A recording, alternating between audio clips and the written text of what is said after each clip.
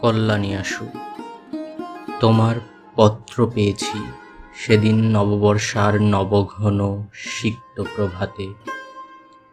মেঘমেদুর গগনে সেদিন অশান্ত ধারায় বাড়ি ঝরছিল। 15 বছর আগে এমনই এক আষাঢ়ে এমনই এক বাড়ি ধারায় প্লাবন নেমেছিল। তা তুমিও হয়তো স্মরণ করতে পারো। আষাঢ়ের নবমেঘপুঞ্জকে আমার নমস্কার। এই মেঘদূত বিরহী যক্ষের বাণী বহন করে নিয়ে গিয়েছিল কালিদাসের যুগে, রেবা নদীর তীরে, মালবিকার দেশে, তার প্রিয়ার কাছে।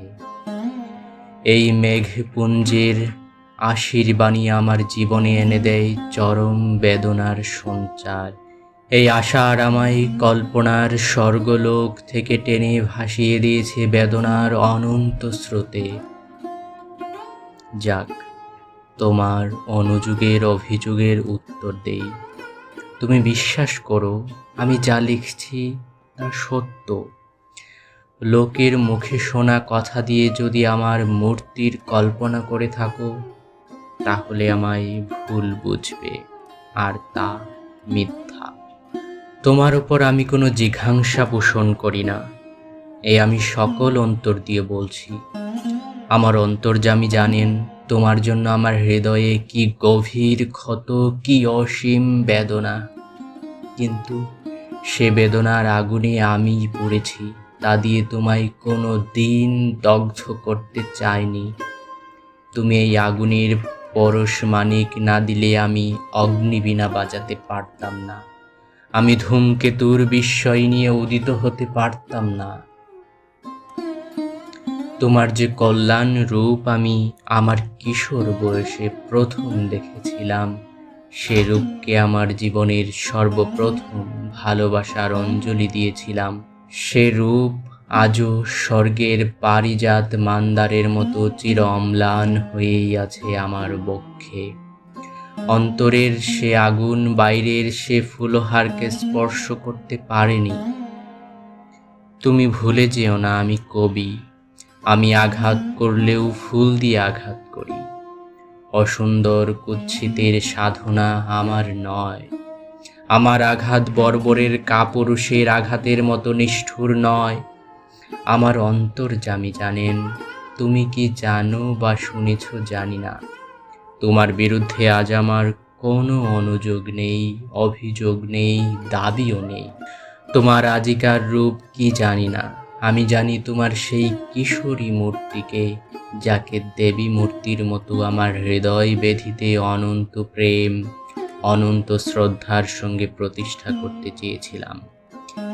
সেদিনের তুমি সে বেদী গ্রহণ করলে না, পাষাণ দেবীর মতোই তুমি বেছে নিলে বেদনার বেদীপাঠ। জীবন ভরে সেখানেই চলেছে আমার পূজা আরতি। আজকার তুমি আমার কাছে মিথ্যা, ব্যর্থ, তাই তাকে পেতে চাইনে। জানিনে হয়তো সে রূপ দেখে বঞ্চিত হব, অধিকতর বেদনা পাব, তাই তাকে অস্বীকার করেই চলেছি। দেখা নাই হলো এ ধুলির ধরায়, প্রেমের ফুল এ ধুলি তোলে হয়ে যায় ম্লান, দগ্ধ, হতশ্রী। তুমি যদি সত্যিই আমায় ভালোবাসো, আমাকে চাও, ওখান থেকেই আমাকে পাবে।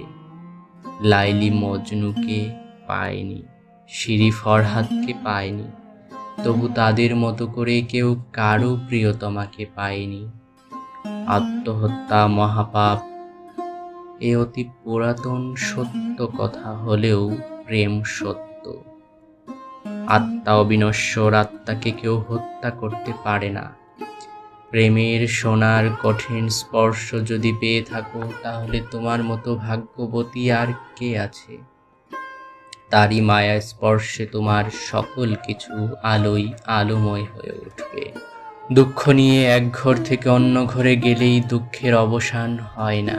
মানুষ ইচ্ছা করলে সাধনা দিয়ে, তপস্যা দিয়ে ভুলকে ফুল রূপে ফুটিয়ে তুলতে পারে। যদি কোনো ভুল করে থাকো জীবনে, এ জীবনেই তাকে সংশোধন করে যেতে হবে। তবেই পাবে আনন্দ মুক্তি, তবেই হবে সর্বদুঃখের অবসান। নিজেকে উন্নত করতে চেষ্টা করো, স্বয়ং বিধাতা তোমার সহায় হবেন। আমি সংসার করছি, তবু চলে গেছি এই সংসারের বাধাকে অতিক্রম করে ঊর্ধ্ব লোকে। সেখানে গেলে পৃথিবীর সকল অপূর্ণতা, সকল অপরাধ ক্ষমা সুন্দর চোখে পরম মনোহর মূর্তিতে দেখা যায়। হঠাৎ মনে পড়ে গেল 15 বছর আগের কথা।